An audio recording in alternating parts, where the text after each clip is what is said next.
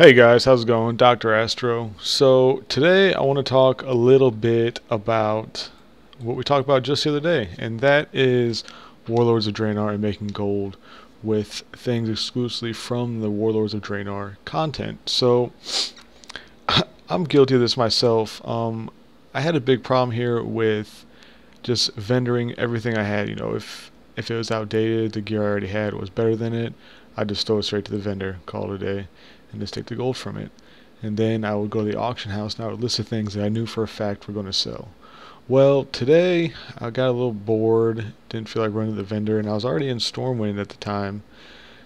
Well, not in this video, but this was earlier on in the day. This is actually about 2 hours after running around all of the new area, grabbing the treasures for my garrison because I'm super low on resources. But I go there, I go to Stormwind, I hit the auction house, and what I do here kind of caught me off guard, and I was very surprised that I came across this.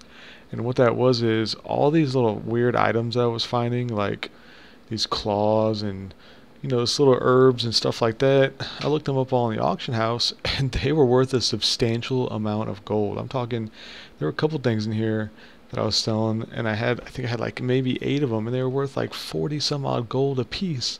That's 160 gold we're talking about, which some people's is pennies, but you do this once or twice every day with 5, 6, 7 items. That stuff adds up quick. I mean, I think right now I'm sitting close to 4,000 gold. I'm not sure, but I start off today, I had like 50 gold to my name because I had bought a bunch of heirlooms the other day for my rogue.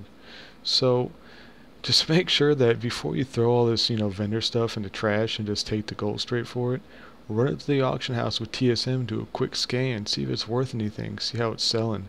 You can even check the Underminer journal. There's endless ways to make gold in this game, but you gotta put in just that little bit of effort. I mean, this whole thing right here, the video's fast forwarded at double rate, but all in all, it took me like 3 minutes, and that's counting the scan time. Some items they took like a couple seconds to scan here and there. Then I had to strategically decide on what I was going to sell each item for. If I wanted to do just a direct 1 copper undercut, or if I wanted to go higher or lower than that. But anyways, like I said, just double check all the stuff that you get. You never know if it's going to be worth a bunch or if it's going to be worth pennies. But hey, would you rather just take that extra second when you stop by the auction house to buy something and find out? You never know. You could be the next millionaire and wow, hit that freaking gold cap, 1 million gold. I know I'd like to get there someday. But anyways, as usual, thanks for watching the video. Make sure to like the video, subscribe to the channel so you know when I'm recording stuff. And that's pretty much it, guys. Once again, thanks for watching. We'll see you around. This is Dr. Astro. Later.